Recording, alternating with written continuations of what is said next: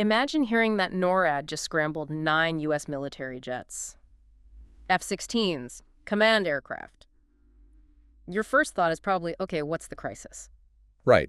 But then you hear the target was a pair of Russian nuclear-capable bombers off Alaska, and NORAD's official word is regular activity, not a threat. And that contrasts, not a threat near Alaska, while European allies are calling similar Russian flights unprecedented incursions. That's really what we need to dig into here. It's like two different worlds. Absolutely. And to understand that split, you first need to get the geography clear.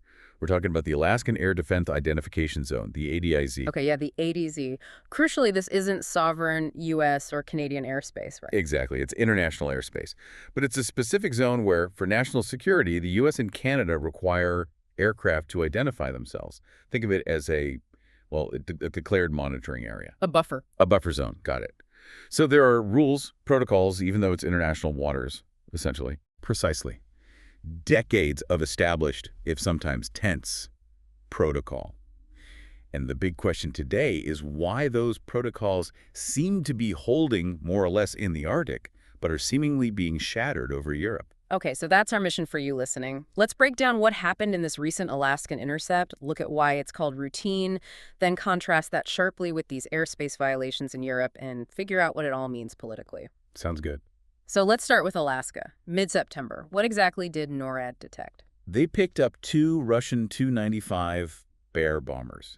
Now, these are long-range strategic bombers, and importantly, they are nuclear capable. They weren't alone either. They had an escort of 2 Su-35 Super Flanker fighters. That's a serious package. The Bears are a Cold War icon, still very much a strategic asset. Definitely sends a signal just by showing up. Yeah. And the U.S. response? Well, it was quite something. Not just a couple of fighters to take a look. No, it was 9 aircraft, an E-3 Sentry, that's the AYACS, the command and control plane, 4 F-16 fighters, and, here's the interesting part, 4 KC-135 tankers. Yeah, 4 tankers? That's a lot of fuel in the air. Why so many tankers just to ID a couple of bombers and fighters? That seems extensive. Well, it signals more than just identification capability. It signals persistence. 4 tankers means those F-16s could stay on station right near the ADIZ line for a very long time if needed. They can refuel midair, maintain the patrol. Ah, so it's a readiness demonstration. It's sending a message back to Moscow. We see you and we can stay here as long as you do, fully ready. Exactly. It's a highly professional, very practiced drill, an expensive one too, performing the protocol, you might say. And the key outcome, stressed by NORAD itself, was that the Russian aircraft stayed in international airspace. They flew in the ADZ, but they didn't cross into sovereign American or Canadian territory. That's the crucial distinction. They operate within the established rules of that buffer zone. And this happens quite often, right? It's not a one-off. Oh, definitely not. This was, the 3rd time in about a month. And the 9th time NORAD reported intercepts like this near Alaska just this year.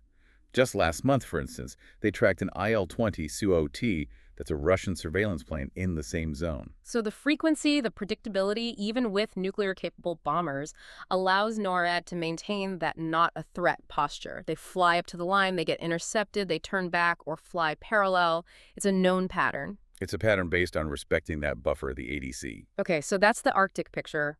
Established protocols, professional interactions, even if the hardware involved is very serious. Now, let's pivot to Europe, because the language there is completely different. We're hearing about unprecedented incursions. Why? Because the actions are completely different.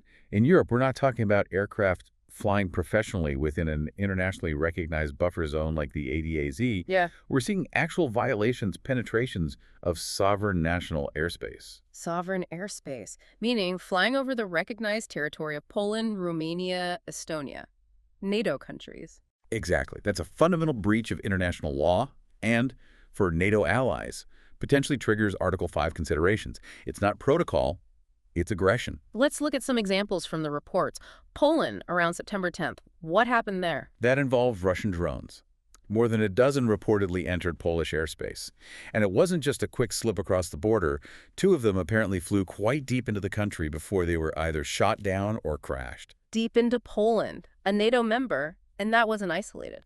No, just 3 days later, something similar in Romania, Russian drones breaching their airspace. That was the 2nd time for Romania recently, another NATO country on high alert. And it's not just drones, which some might argue are deniable or lower Right. risks. On September 19th, a report surfaced about a trio of Russian military jets, actual fighter or bomber aircraft, crossing into Estonian airspace. Again, Estonia, NATO member. An Estonian official didn't mince words, calling it unprecedentedly brazen. Brazen. That implies intent. Moving from drones to military jets inside sovereign airspace? That feels like a deliberate escalation. It certainly looks like they're testing responses, pushing boundaries in a way they simply don't near Alaska. Yeah. They're moving from testing identification zones to actively challenging national borders. And the disruption isn't just theoretical or military to military. What about Denmark? The Copenhagen incidents. Yeah, that was different again. Back-to-back drone sightings near the main international airport. It actually forced them to shut down air traffic. Shut down a major civilian airport. Yes, and Danish officials explicitly called it out. They framed it potentially as a hybrid attack, using these smaller, possibly unattributed assets to cause disruption, sow fear, and test civilian infrastructure resilience. A hybrid attack. So using military adjacent means drones in this case for non-military disruption. Psychological impact, economic disruption. Exactly. It falls into that gray zone below conventional warfare, but is clearly hostile. It's about creating anxiety, testing response times, disrupting normal life, maybe seeing how NATO reacts politically when civilian infrastructure is targeted indirectly. So the European picture is starkly different.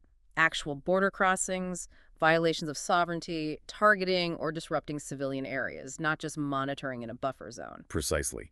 The ADAZ near Alaska is about managing interaction outside sovereign space. The European incidents are about deliberate violation inside sovereign space. Fundamentally different intentions, it seems. And all of this is happening against a backdrop of, well, extreme geopolitical tension. You can't really separate these aerial incidents from the wider political climate. No, you absolutely can't. The sources mention Ukraine's President Zelensky, for example, issuing stark warnings at the UN about Putin wanting to expand the conflict, urging more robust action. When leaders like Zelensky are talking about bomb shelters and wider war aims, it obviously makes countries like Poland, Romania, Estonia, frontline NATO states view these airspace violations very, very seriously. Not as mistakes, but as potential probes. They see it as testing NATO's resolve, its unity, its reaction times. And then there's the U.S. political angle mentioned in the reports. President Trump's recent comments about NATO countries potentially shooting down Russian aircraft entering their airspace. Right, though he did add that qualifier. It depends on the circumstance. Still, comments like that, even qualified, must factor into the calculations on all sides. It changes the potential risk calculus, doesn't it, if there's political pressure for a more forceful response? It absolutely does. It raises the stakes for everyone. It means even those routine intercepts off Alaska, while professional now, carry an implicit risk. What if political rhetoric shifts the rules of engagement? That's why NORAD maintains such a high level of vigilance, even for predictable flights. And that professionalism, while usual, isn't guaranteed. There was that incident mentioned from September 2024. Ah, yes, that was a close call. Oh. A Russian jet reportedly flew within just a few feet of a NORAD aircraft during an intercept near Alaska. A U.S. general explicitly called it unsafe, unprofessional, and endangered all. So even in the routine theater, things can go wrong. One bad maneuver, one miscalculation by a pilot. Exactly. It highlights the inherent risk, even when protocols are supposed to be followed. Yeah. Especially when you're dealing with nuclear-capable bombers and high-performance fighters operating in close proximity. The potential consequences of unprofessional behavior are enormous. Okay, so pulling this all together, what's the big picture takeaway from these sources? It seems like a tale of two strategies. That's a good way to put it. In the Arctic, near Alaska, the interactions within the ADIZs seem focused on protocol performance. Both sides fly capable aircraft. NORAD mounts a significant response. But crucially, the boundary of sovereign airspace is respected. It's about demonstrating capability while maintaining the buffer zone rules to avoid escalation. Professional, if tense, de-escalation through readiness drills. You could say that. Yeah. But in Europe, the strategy appears to be protocol breakage. Deliberate violations of sovereign airspace, using drones or jets to actively challenge borders, disrupt civilian life, and test NATO's cohesion.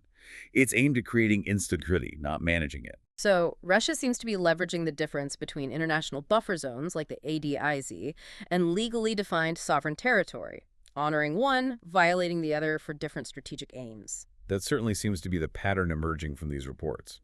Use the ADZ protocols near North America to maintain a somewhat stable, predictable interaction in that strategic region. But use violations of sovereign airspace in Europe to actively pressure NATO, destabilize neighbors, and perhaps try to intimidate allies supporting Ukraine. The key insight for you, the listener, is seeing that distinction. One theater uses rules to manage tension, the other breaks rules to increase tension. And when you cross from a buffer zone into sovereign territory, the risk profile changes entirely. Which leads us to a final thought, something to keep watching. If the Alaskan flights are about protocol and readiness, while the European actions are about deliberate escalation and challenging sovereignty, how should NORAD interpret the intent behind those routine 295 flights off Alaska in the future? Can you trust that adherence to protocol in one area means peaceful intent overall when the actions elsewhere are clearly aggressive? Exactly. Does today's professional intercept guarantee tomorrow's? Especially if the political goal driving actions in Europe continues to be escalation. That line between the ADIZ and sovereign airspace isn't just geographic. Right now, it feels like the world's most sensitive military and political pressure gauge. Keep an eye on which side of that line future incidents fall.